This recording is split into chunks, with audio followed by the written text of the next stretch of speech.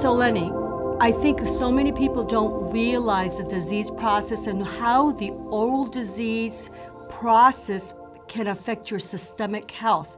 So one of the things, and I know that where you teach physicians this whole disease process, but I thought, we could go ahead and lean into it. People don't understand that we all have bacteria in our mouth, and we all need that bacteria in our mouth. It's natural to our bodies. But too much bacteria, like in our gums or causing cavities around our teeth, can make us sick.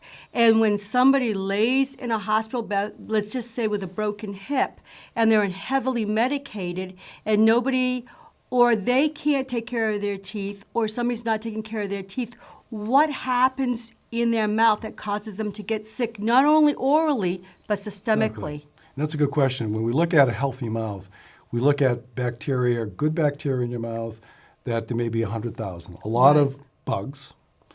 And that's what we call bacteria, that's right? Our bacteria. So, right. And a lot of the bacteria eats what we eat. Right. So if we have foods that are higher in sugar, they will grow and develop faster. So if we don't clean the bacteria, the bugs off the teeth and the gums, they will grow. They will grow 4 times, the population will increase 4 times every day. That's a lot. Wow. So what happens is the bacteria, if it stays around the tooth, we know it as causing breakdowns as a cavity. Right. So when you think of the enamel as the hardest bone in the body, that's a very potent acid. Right. If that acid sits around the gum, it will burn the gums and we can cause gum issues or gum disease. Right. But what happens when that bacteria gets around the gum line or gets into your saliva? So if it's unattended, if we're not brushing or taking care of our teeth, or seniors can't take care of their teeth, the numbers can go into the billions. And that's billions of bugs that can cause disease. So they can get into your system through the gums. Right. And where do they travel to? They can travel to your heart, they can travel to your lungs, they can travel throughout your body, and they can cause diseases way away from the site where the disease started.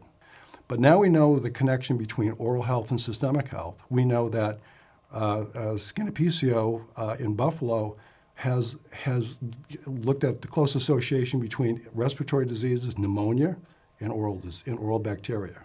Okay. We know that diabetes, Genco has connected the two, and so many other of the diseases that we see in our senior population. Heart disease. Heart disease, Peterson, cancer. Right. So we have so much material. Right. So first we had a dental component that, to my heart, was worth it. That alone was worth it. Now we have this other huge connection.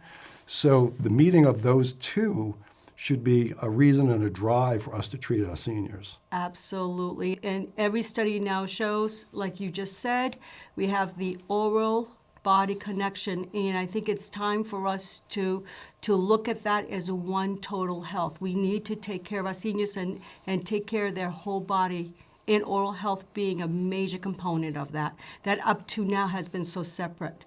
And we need to keep the seniors healthier and give a better quality of life.